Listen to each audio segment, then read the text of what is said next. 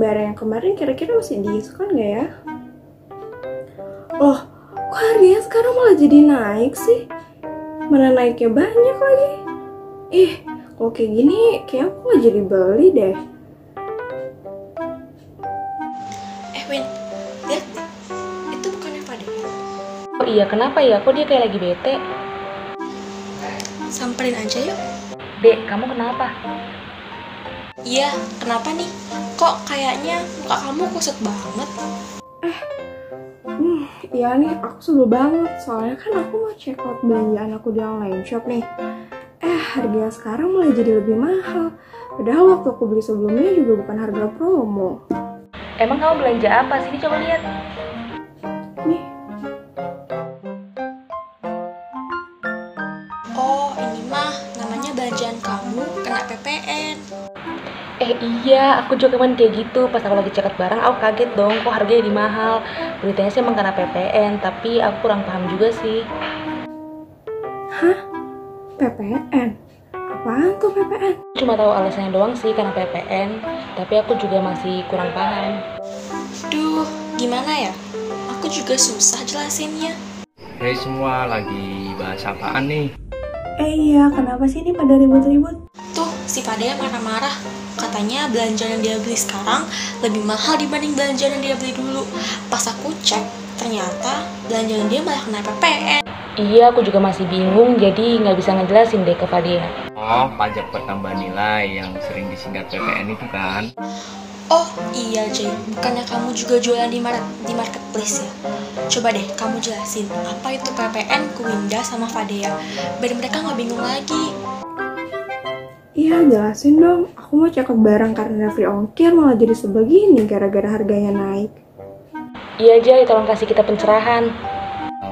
Jadi gini, aku jelasin ke kalian, dengerin baik-baik ya.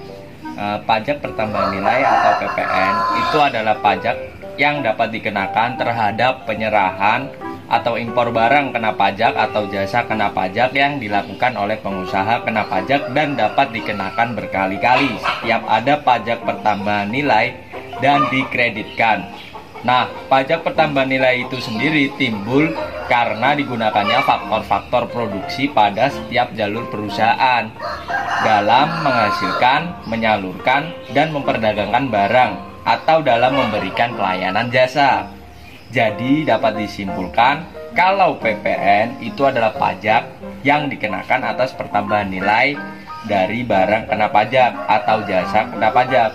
Nah, di PPN itu ada yang namanya subjek PPN, yaitu mereka yang menjadi penanggung jawab atas hutang pajak yang bertanggung jawab atas penyetoran pajak ke kas negara. Sedangkan objek PPN adalah pajak yang dikenakan pada suatu transaksi pajak yang dibebankan pada setiap wajib pajak. Iya, bener banget tuh. Selain itu, yang dikenakan pajak pertambahan nilai atau PPN itu ada macam-macam. Di antaranya, ada penyerahan barang kena pajak atau BKP, dan ada jasa kena pajak atau JKP di dalam daerah. Ada juga impor barang kena pajak, pemanfaatan barang kena pajak tidak berwujud di luar daerah pabean ataupun di dalam daerah pabean. Ada juga pemanfaatan jasa kena pajak di luar daerah pabean di dalam daerah pabean. Ada juga ekspor barang kena pajak berwujud ataupun tidak berwujud. Ada juga ekspor jasa kena pajak.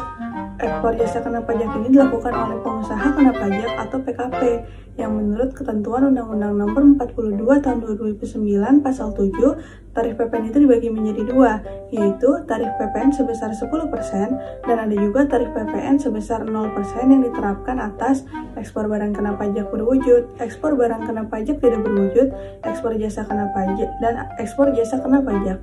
Selain itu, tarif pajak sebagaimana yang dimaksudkan pada ayat 1 dapat diubah menjadi paling rendah, yaitu sebesar 5%, dan yang paling tinggi itu sebesar 15% yang sebagaimana telah diatur oleh peraturan pemerintah.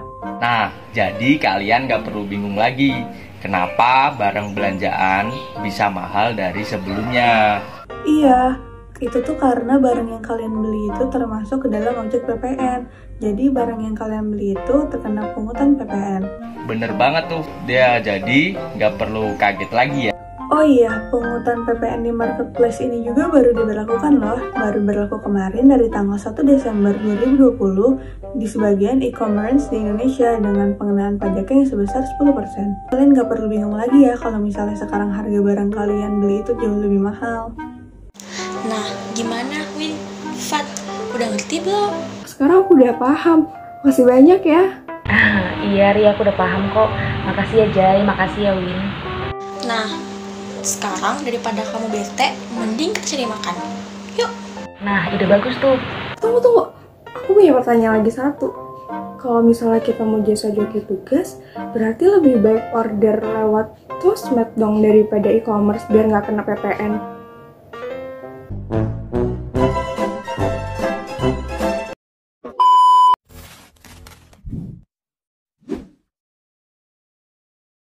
Kini belanja online sudah menjadi rutinitas.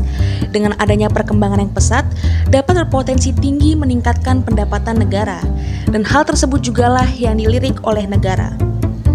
Pemerintah merasa harus ada keadilan bagi para pengusaha konvensional, seperti mereka yang berjualan di toko pada umumnya, dengan para pengusaha e-commerce.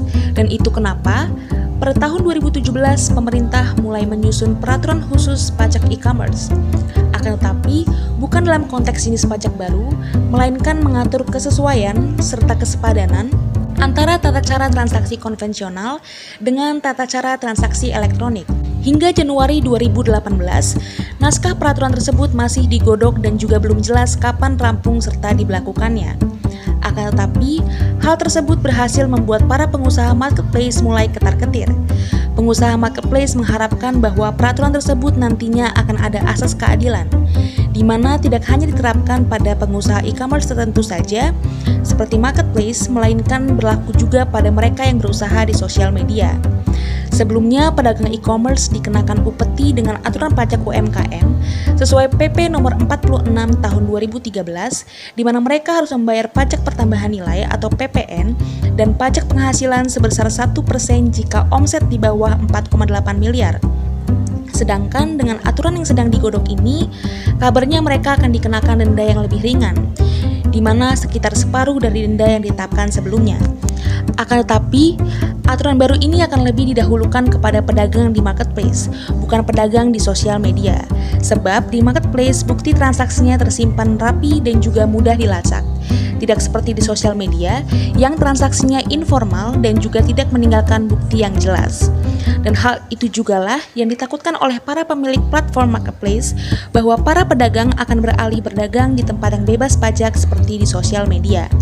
Di samping itu, para pemilik marketplace juga khawatir dengan ide pemerintah yang akan meminta marketplace menjadi penadah pajak bagi para pedagang. Sementara itu, pemerintah juga merasa kesulitan dalam menyusun aturan ini, sebab bukan perkara yang mudah untuk menarik pajak dari bisnis e-commerce.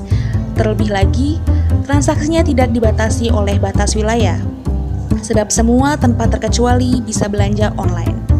Beberapa negara lain sudah lebih dahulu menerapkan aturan pajak e-commerce dengan berbagai mekanisme. Seperti Januari 2015, Uni Eropa memberlakukan penerapan PPN kepada pebisnis digital yang menjual produk pada konsumen Uni Eropa dengan besaran tergantung tempat konsumen ataupun pedagang ada. Di tahun yang sama, Jepang juga memungut pajak konsumsi yang dikenakan pada pemilik bisnis digital sebesar 8% dengan plafon omset sebesar 10 juta yen setahun atau 1,24 miliar. Sedangkan pemerintah Korea Selatan menerapkan PPN sebesar 10% bagi pengusaha e-commerce dan juga India sebesar 15%. Untuk di Indonesia sendiri adalah bagaimana kebijakan tersebut harmonis, bukan hanya rendah-rendahan besaran pajak, tetapi juga saling bekerja sama agar sistem harmonis dan juga tarifnya selaras. Bukan sekedar kompetisi, tapi juga kolaborasi atau kerjasama. Maka dalam istilah saya sekarang itu era co-opetition, cooperation dan competition bersamaan sekaligus. Bagaimana kebijakan harmonis, lalu kita juga bukan malah balapan rendah-rendahan tarif pajak, tapi justru saling bekerjasama supaya sistemnya harmonis, tarifnya juga selaras.